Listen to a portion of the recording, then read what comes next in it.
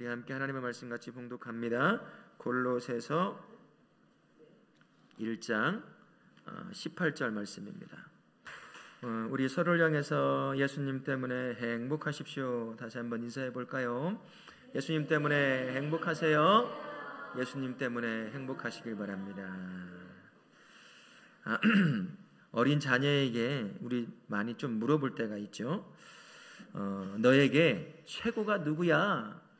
다른 말로 하면 더 사랑하는 사람이 누구냐라고 아이들에게 물어보면 답이 뭐가 나오죠? 아빠요, 엄마요 이렇게 나오잖아요. 나이가 들수록 이제 한 살 한 살 먹어가면서 이제 인생의 그 최고로 선택되었던 부모가 점점 이제 아이의 삶에서 점점 멀어져 가죠. 이제 최고가 되어져 가지 않아요. 나이가 들수록 뭐가 이제 인생의 최고로 차지해 갈까요? 아이고야, 제 딸이 이거랍니다. 어떻게 알았나요?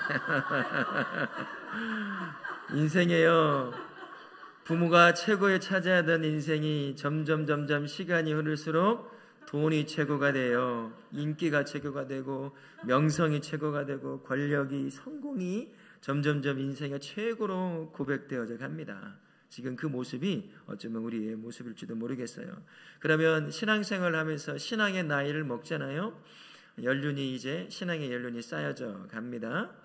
예수님을 믿는 해가 거듭되면 될수록 성도의 삶에서 인생의 최고가 고백되어져야 될 텐데, 그 최고로 고백되어져야 될 것이 뭐겠습니까? 예수 그리스도가 성도의 인생에는 시간이 흐를수록 최고로 고백될 수가 있어야 돼요. 왜 그럴까요? 정말 신앙을 가지고 있으면 시간이 흐를수록 예수님을 더 깊이 알아가게 되어 있잖아요. 더 깊이 만나잖아요. 수많은 삶의 문제 앞에 동행하시는 예수님을 만나요. 어렸을 때 처음 믿기 시작했을 때보다 더 깊고 넓게 예수님을 알아가고 예수님을 만납니다. 그러니 가면 갈수록 진짜 신앙이 깊어진다면 그의 입에서, 그의 삶에서 최고로 고백되는 것은 아마 예수 그리스도가 되어야 할 겁니다. 그분이 나를 사랑하심이 얼마나 깊은지, 날 향한 구원의 은혜가 얼마나 크고 넓은지를 시간 흐를수록 억만분의 1이라도 더 어제보다 더 알아가는 것 아니겠어요? 그러다 보니 그의 삶의 인생에, 성도의 인생에 예수님이 최고라고 고백되어지는 그런 삶을 살아야 되는 거죠. 근데 10년 믿고 20년 믿고 30년 믿어 신앙의 연륜을 쌓여져 가는데 여전히 이전에 최고라고 고백했던 그것이 여전히 남아있어요. 돈이 최고, 명성이 최고, 건강이 최고, 성공이 최고라고 30년 40년을 믿어도 여전히 내 인생의 최고는 예수님이 아니라고 한다면 어떻게 될까요? 성도는 예수님을 닮아가게 되어 있잖아요. 예수님처럼 되어가게 되어 있죠. 그렇다고 한다면 건강한 믿음을 가진 성도라고 하면 그의 삶에서 신앙의 연륜이 쌓여져 갈수록 그의 고백 안에서 예수님이 최고로 고백되어져야 될 줄로 믿습니다. 저와 함께 신앙의 연륜을 쌓아가는 우리 모든 성도님들은 해가 거듭될수록 내 인생에 저 멀리 밀려나 있던 예수님이 해가 거듭될수록 점점점 내 인생의 중심이요, 내 인생의 최고로 고백되어지는, 그렇게 고백하는 우리 성도님들 되시기를 바라겠습니다. 오늘 본문이요, 바로 성도가 인생을 살아가면 살아갈수록 누구를 최고로 고백해야 될 것인지 그 말씀을 해주고 있습니다. 성도의 인생에서 최고로 고백되어야 될 그분, 그 예수님을 오늘 말씀에 한 단어로 표현해 주고 있어요. 뭐라고 되어 있냐면 친히 만물의 으뜸이 되려 함이라. 으뜸이 뭘까요? 어떤 뜻이죠? 으뜸이 기본적으로는요, 탁월함이라는 뜻을 가지고 있어요. 그래서 예수님을 적용해 보면 이렇습니다.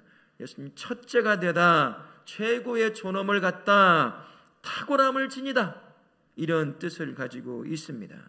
예수님은 그분의 지위, 존엄성, 가치, 본질, 중요성 면에서 그 어떤 것보다도 최고로 고백되어져야 할 뿐이다 라는 것을 오늘 본문의 말씀이 우리에게 말해주고 있습니다. 복음이 바로 이 예수님을 고백하고 있죠. 담고 있죠. 복음이 예수님에 관한 이야기입니다. 그렇다고 한다면 예수님에 관한 이야기인 복음이라고 하는 것도 예수님처럼 한 성도의, 교회에 가장 으뜸으로 고백되어져야 됩니다. 그 중요성, 그 위치, 그 존엄성, 아름다움이 그 어떤 것보다도, 성도의 그 어떤 것보다도, 교회의 그 어떤 것보다도 가장 최고로 고백되어야 됩니다. 그렇지 않고 교회가 전통이 먼저로 고백되어지고 뭔 윤리가 먼저 고백되어지고 그러면 안 된다는 거예요. 그러면 교회는 무너지게 되어 있습니다. 우리는 복음을 통해 예수님을 만납니다. 그래서 복음이 성도 안에서 고백되어지는 게 최고로 으뜸으로 고백되어져야 한다는 거예요. 그래서 복음 안에, 이 복음을 통해서 성경에서 제시하고 있는 여러 진리들이 세워지게 되어 있어요. 그리고 복음은 프리즘 같습니다. 빛을 발하면 다양한 모습으로 비춰주잖아요. 복음 안에서 다양한 모습으로 하나님의 은혜와 역사가 비춰지게 되어 있는 겁니다. 그래서 예수 그리스도와 그분을 담고 있는 이 복음이라고 하는 것, 그것이 그 어떤 것보다도 가장 으뜸으로 고백되어야 한다는 것입니다. 복음은요, 하나님의 가장 위대한 계시가 되기도 하며 유일한 구원의 수단인과 동시에 성도가 성도되게 만드는, 변화시키는 그런 최고의 수단이요 도구가 되는 겁니다. 다른 것으로는 성도는 변화될 수가 없어요. 복음 안에서만 가능하다라는 것이요. 우리 성도님의 삶에 있어서 복음의 위치는 어떤 위치입니까? 어린아이들처럼 네 인생의 최고가 누구니? 물어보면 아빠요, 엄마요 대답하던 그 어린아이처럼 성도인 당신에게 복음은 어떤 위치를 차지하고 있습니까? 라고 묻는다면 뭐라고 대답하시겠어요? 머리 극극 긁으면서 글쎄요 라고 대답해야 될까요? 내 자식 다음, 내 남편, 내 아내 다음, 돈 다음, 성공 다음 한 5번쯤 되지 않을까요? 이렇게 고백해야 될까요? 성도를 성도되게 하는 것은 복음인데 최고로 먼저 고백돼야 될 그 복음이 그 모든 것에 뒤밀려 있는 것은 아닌지 우리 성도님들 알아야 합니다. 깨달아야 하는 거죠. 여러분의 삶에 복음의 위치가 어딘지 한번 점검해 보실 수 있기를 바랍니다. 복음이 최고로 으뜸이라고 고백되는 성도의 삶은 이런 삶이 됩니다. 그의 삶이 마음과 생각과 영혼이 복음으로 채워져 있을 뿐만 아니라 그의 입은 하늘의 이야기를 얘기한다라는 것처럼 그의 입에서 가장 먼저 나오는 게 복음이 되는 거예요. 예수 믿으세요 라고만 전하는 것이 복음이 아닙니다. 내 언어에, 내 말에 복음을 담아 실는 거죠. 그게 위로의 말도 될 수 있고 때로는 경고의 말도 될 수 있고 다양한 말이 될 수 있는 거예요. 그래서 성도의 입에서도 가장 먼저 선포되어야 할 것은 내가 최고로 고백하는 그 복음이 섞여져 나와야 한다라는 것이죠. 그리고 성도가 닮아야 될 그 표준과도 같은 것이 뭐겠습니까? 여러분 절대로 사람을 표준으로 삼지 마세요. 사람은 겉모습과 달라요. 겉모습과 달라요. 저도 마찬가지고 여기 앉아있는 모든 분들 똑같습니다. 이미 소천에서 천국으로 이민 가신 분이면 상관이 없어요.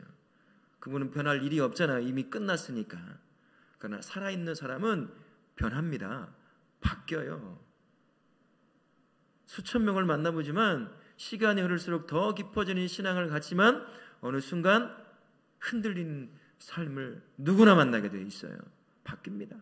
사람을 내 인생의 표준으로 삶으면 안 된다는 거예요. 성도의 표준은 뭐겠습니까? 복음이에요. 예수 그리스도입니다. 그걸 표준으로 삼아야 돼요.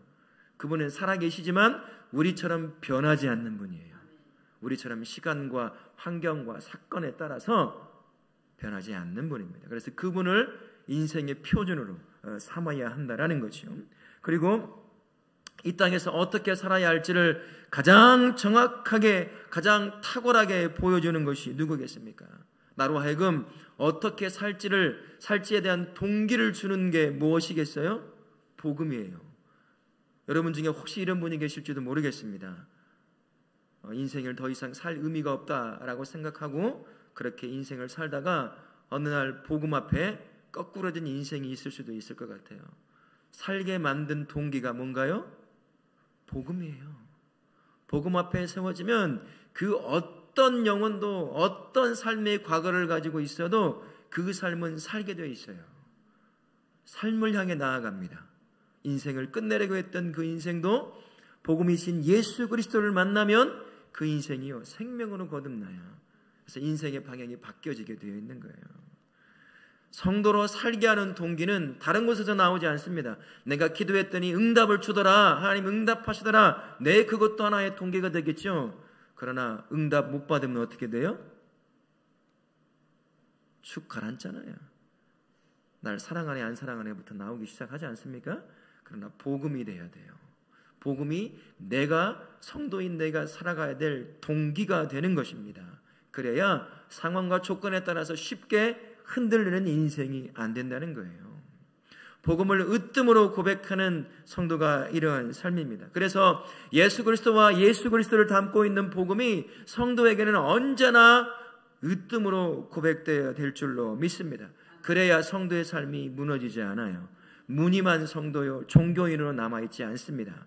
성도가 복음을 으뜸으로 삼고 그 복음을 쫓아 살 때 흔들리지 않는 믿음의 삶을 세워가게 되는 것입니다. 우리 다락계 모든 성도님들은 복음이 여러분의 삶에 가장 으뜸으로 고백되어지는 그러한 삶을 사실 수 있기를 바라겠습니다.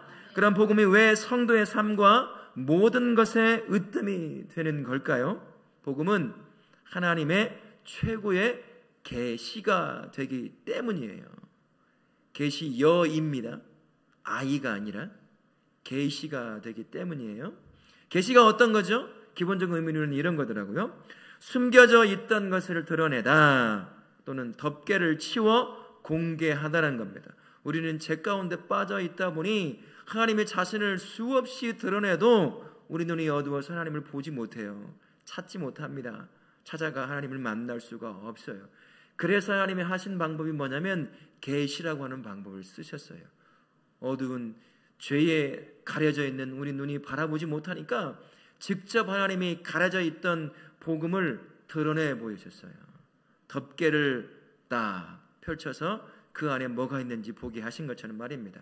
그래서 하나님의 계시란 이렇게 우리가 말해볼 수 있어요. 우리 스크린을 한번 보고 한번 읽어볼까요? 스크린 좀 보여주십시오. 네, 같이 한번 읽습니다. 시작. 장막을 걷거나 곧 하나님의 본성과 뜻을 드러냄을 의미한다라는 겁니다. 이런 측면에서 하나님께서 자신을 계시해요. 우리에게 하나님이 주시는 가장 성도를 향해 주시는 가장 큰 선물이 뭐냐면 이 계시예요. 알아보지 못하는 하나님을 우리로 하여금 알아보게 만들어주는 거예요. 우리로 하여금 하나님이 있다는 걸 알게 하시는 겁니다. 내가 너를 향해 어떤 마음을 갖고 있는지를 알게 해주는 것, 그것만큼 하나님이 우리에게 주실 수 있는 가장 큰 선물이요 가장 큰 은혜가 없는 거예요. 우리가 바로 그 큰 선물과 은혜를 받아 누리는 사람이다라는 것이죠. 우리 같은 죄인인데도 불구하고 우리 죄인을 향해 눈이 어두워 보지 못하니까 직접 계시를 통해서 자신을 드러내 보이는 거예요. 마음, 속성을, 우리를 향한 마음을 드러내 보여주시는 거죠. 그러면 하나님은 어떤 방법으로 스스로를 계시하실까요? 가장 첫 번째가 이겁니다. 마음의 율법이라고 할 양심, 그리고 우주 만물이에요. 모든 천지 만물을 통해서 하나님이 자신을 드러내 보이십니다. 우리는 그걸 신학적인 용어로 좀 어렵지만 일반 계시, 일반 은총 이렇게 이야기를 합니다. 아무리 죄악에 빠져 있는 사람이라고 하더라도요, 양심이 있어요. 그죠? 여전히 깨져 있지만 하나님의 형상의 일부가 남아져 있다는 거예요.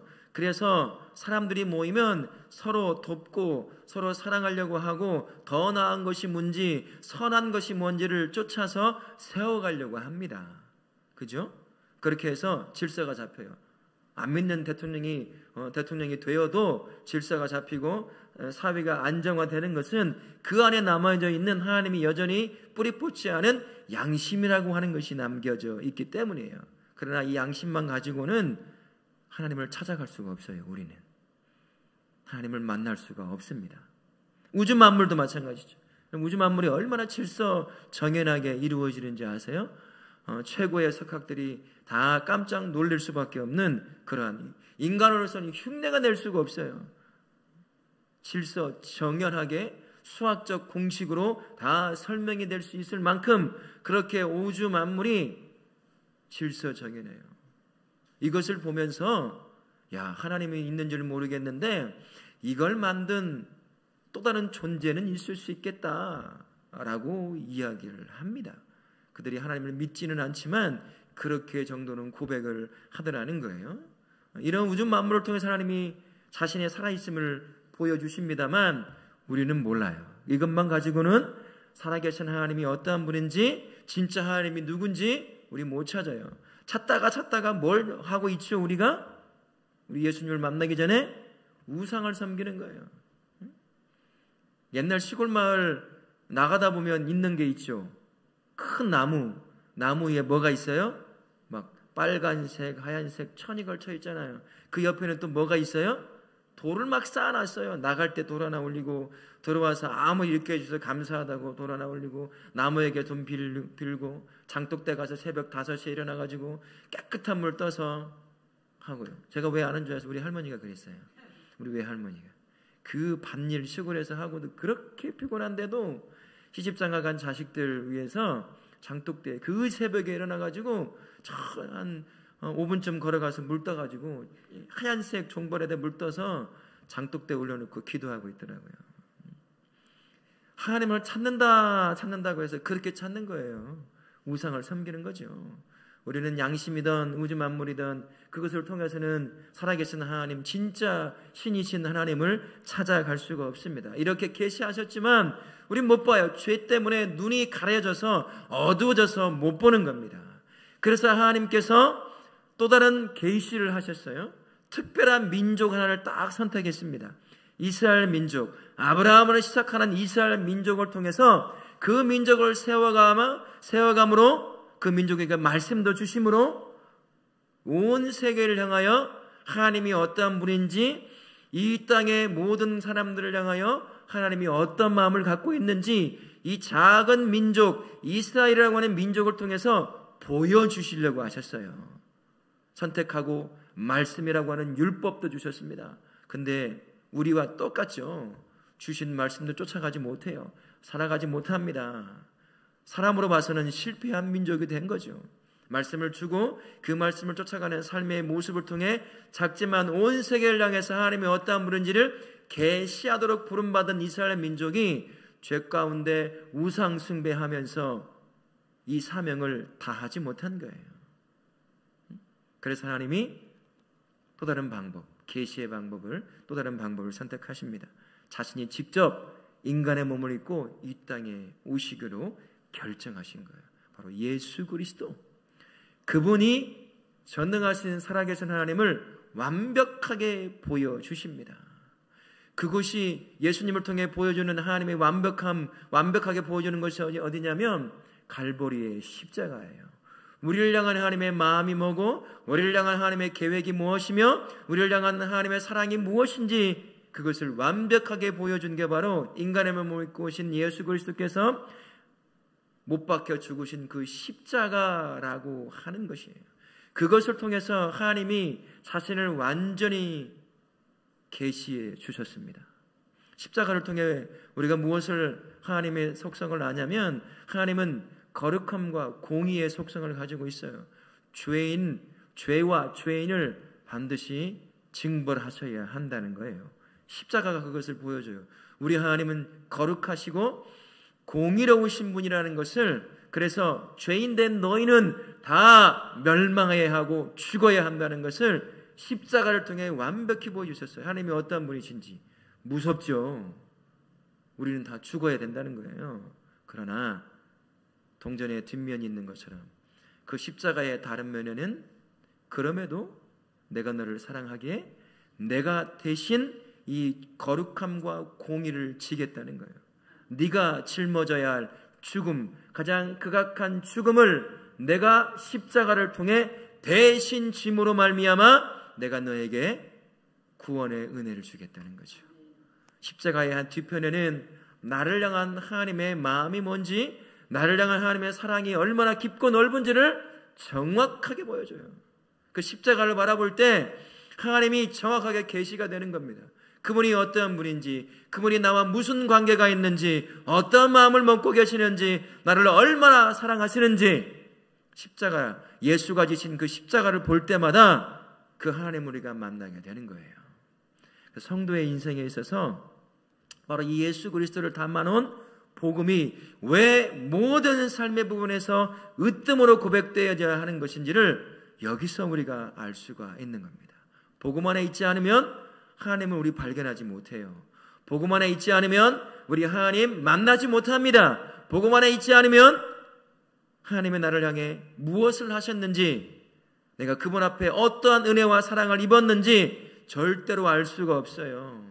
그래서 여러분의 인생, 성도의 삶에서 복음이 그 무엇보다 으뜸으로 고백되어져야 한다라는 것입니다. 여러분, 성도의 삶 가운데, 살아가는 그 삶 가운데 다시 한번 묻습니다. 무엇이 여러분의 삶 가운데 으뜸으로 고백되입니까? 지금까지 예수를 믿고 살아온다고 했지만 과연 내 삶에서 가장 최우선으로, 가장 중요한 것으로, 내 삶의 가장 중요한 위치를 차지하는 것으로 여러분의 삶에 무엇이 고백되어지고 있느냐는 거예요. 아직도 수십 년을 예수를 믿고 있지만 복음이 아니라 다른 것이 고백되어지고 있다고 한다면, 그것이 내 인생의 으뜸으로 세워져 있다고 한다면 우리 인생 무너집니다. 성도의 인생은 그런 것에 의해 세워지는 것이 아님을 기억하십시오. 복음이요, 복음이 담고 있는 예수 그리스도, 그분이 우리 인생의 가장 으뜸으로 고백되어져야 된다는 사실을 기억하십시오. 이 때문에 요한 사도는요, 요한복음 1장 18절에서 이렇게 말씀을 통해 고백합니다. 우리 같이 한번 읽겠습니다. 본래 하나님을 본 사람이 없으되 독생하신 하나님이 나타내셨느니라. 예수가 이 땅에 와서 하나님을 보여주기 이전에는 아무도 하나님을 만나지 못했어요. 아무도 하나님을 보지 못했습니다. 그분이 나를 향해 어떤 사랑을 갖고 계시는지, 그분이 나를 향해 어떤 구원의 계획을 가지고 계시는지, 구원이 뭔지, 내 인생의 끝이 무엇인지 아무도 몰랐어요. 하지만 하나님의 본체이신 예수 그리스도가 이 땅에 인간의 몸을 입고 우리 눈으로 보고 우리 귀로 듣고 우리 마음으로 느낄 수 있는 그 인간의 몸으로 딱 오셔서 살아내심으로 말미암아 복음이 품고 있는 그 하나님의 사랑, 그 하나님의 구원의 은혜를 우리가 보고 경험하게 만들어 놓으신 겁니다. 이 한 주간 여러분의 삶에 복음이 가장 으뜸으로 고백되어질 수 있기를 바랍니다. 복음이 여러분의 입에서 가장 먼저 고백되어지는 그러한 삶이 되기를 예수님의 이름으로 축원합니다. 아멘.